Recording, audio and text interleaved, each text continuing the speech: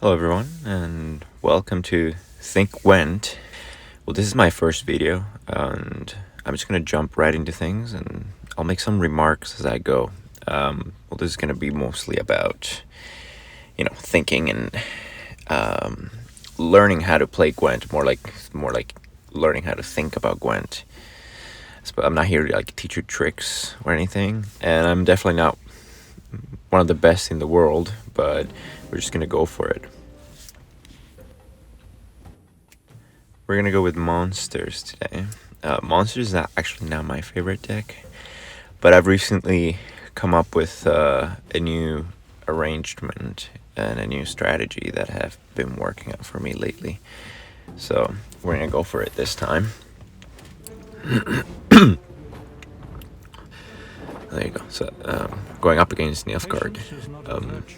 Nilfgaard is actually the one deck that works best against this deck. So let's see how that goes. We're not gonna need that. I'm just looking. As I go, I'm gonna try to explain my strategy. Supposed to, if this is my first video, so I don't really know. There's a lot of people watching this, but if there's some interest in me making videos about how to, on deck building, then please let me know in the comments. All right, so he went ahead and played that card. I think it gains power as long as it's on its own on a row. And right off the bat, I'm just thinking about Nilfgaard. They love locking abilities, which is kind of a big deal for me right now, because most of my cards do depend on not being locked, because there are ongoing abilities that depend on other things happening. So I've gone ahead and played my vampire. Let's see how that works out. There you go. He's thinking. He's already ahead. He was the first. He started, right? So I'll expand a bit on that in just a bit. But here's one of the main parts of my strategy. This card right here will allow me to, in 2 turns, duplicate this vampire card that I have that I've played. Forget the name of it. And so in 2 turns, then I'll have 2 of these vampires on the battlefield. Now he's just poisoned my card, but I'm about to get it back. Now you only get 1 duplicate of get rid of that. You only get 1 duplicate of every card in your deck. So this is why that's important, because this is a really good card, and having an opportunity to have more than 2, to play it more than twice during the game is actually it's a great advantage, and that's kind of what this strategy revolves around. There it is.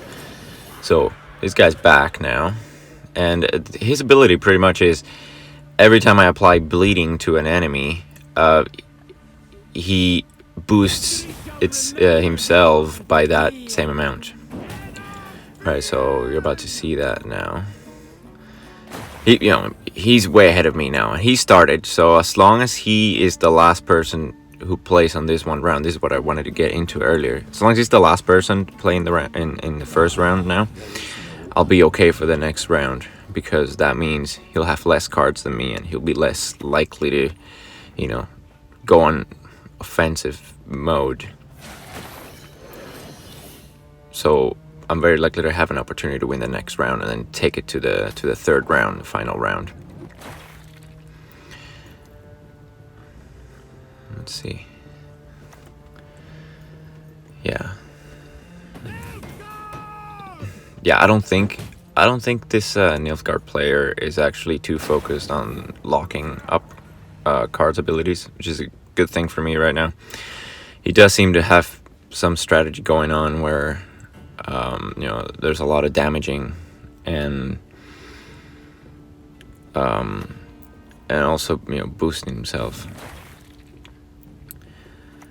I'm just gonna keep playing, but I know I'm not gonna win this round. But I want to lower the amount of cards he has on hand and kind of try to wear him out. And there you go. Right, so you see how useful that card is, right? His power is 10 already, and all I've done is apply bleeding to enemies. So it's, in total, it's like, if you look at all the numbers, that's like double the damage, because he takes damage and I gain a boost. Every last one with my life.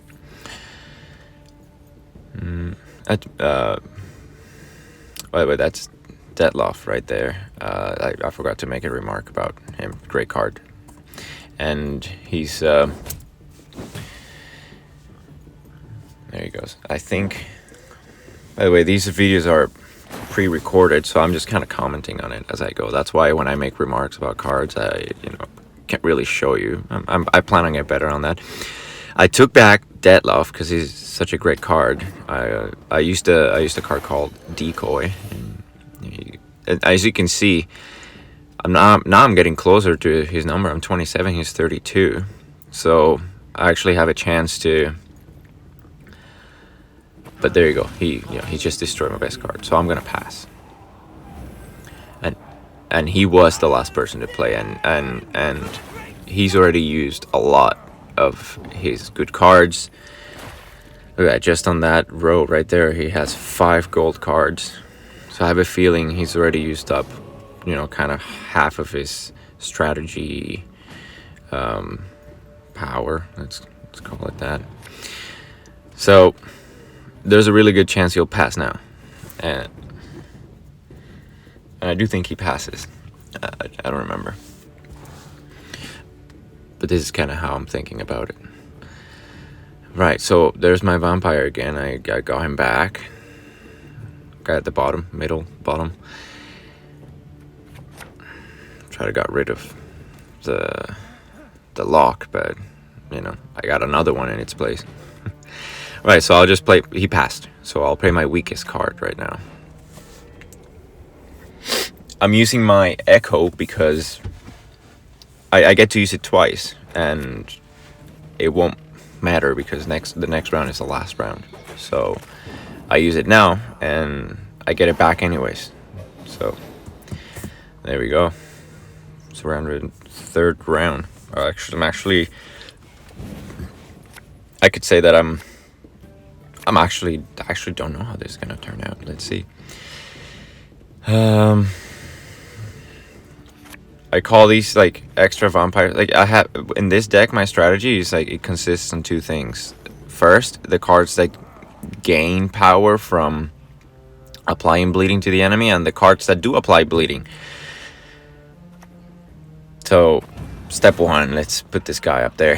He's a defender, so that means he cannot target any of the cards that are on that row.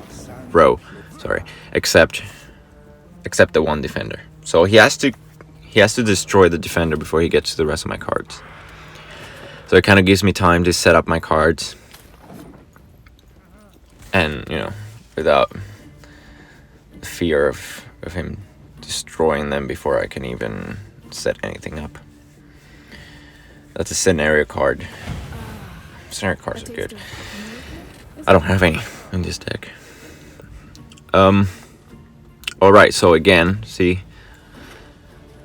doing the same thing as round 1, trying to get a duplicate of this guy. Hopefully he doesn't kill it.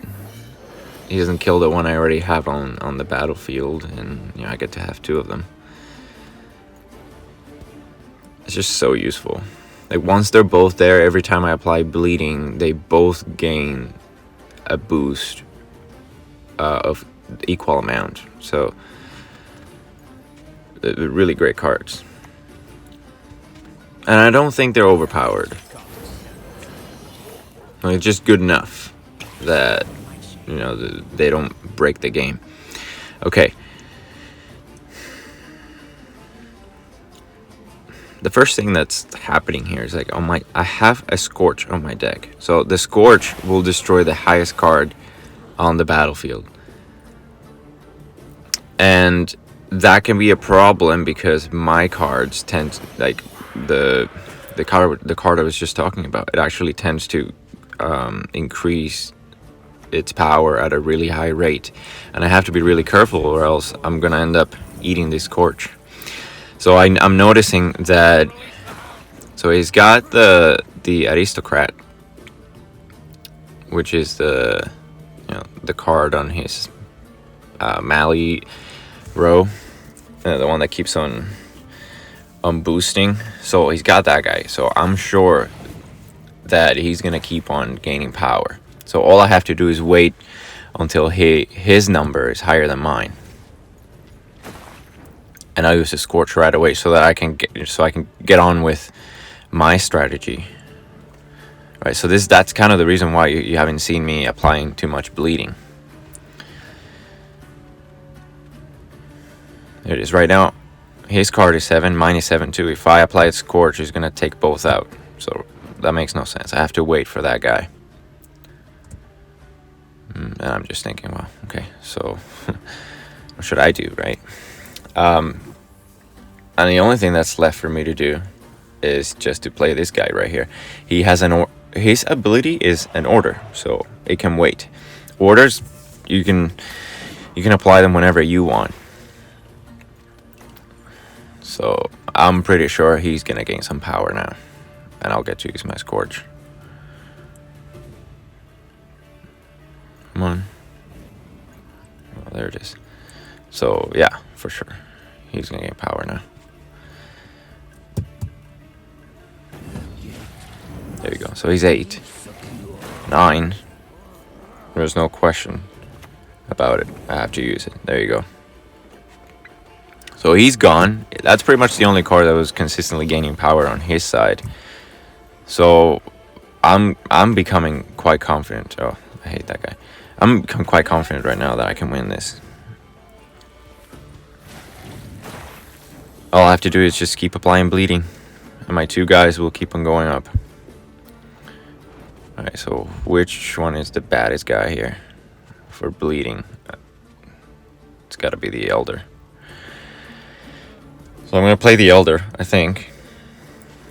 That's what I selected. No, yeah, there it is. So I'm going to play the Elder. So the Elder applies 4 bleeding to a card, and then subsequently on the next on every turn, it applies bleeding to a random unit. So there you go. There's 4, and both of my guys went up by 4. I'm in a really good place right now. He's gonna play this card. That's a tricky card. Ooh, okay, so he's poisoned one of my big guys. If he has another poison card over there, if his last card is poison card, he's gonna win this. So just gonna hope for the best. He's already played the 2 copies of that poison card, so hopefully that's all he has as far as poison goes. So I'm ahead of him by 8. What does he have? There you go. We're good. I think we're gonna win this. But that was really close. That was super close. Actually, this was actually a tight game. Quite enjoyable. Okay, there you go. That's a victory for us. So yeah, first video ever, and if you guys are interested in more of this, then please leave it in the comments, and just let me know what kind of videos you'd like me to make. If you want more of this kind, then we can definitely do that. Now remember, this is Think Went, and I'll see you next time.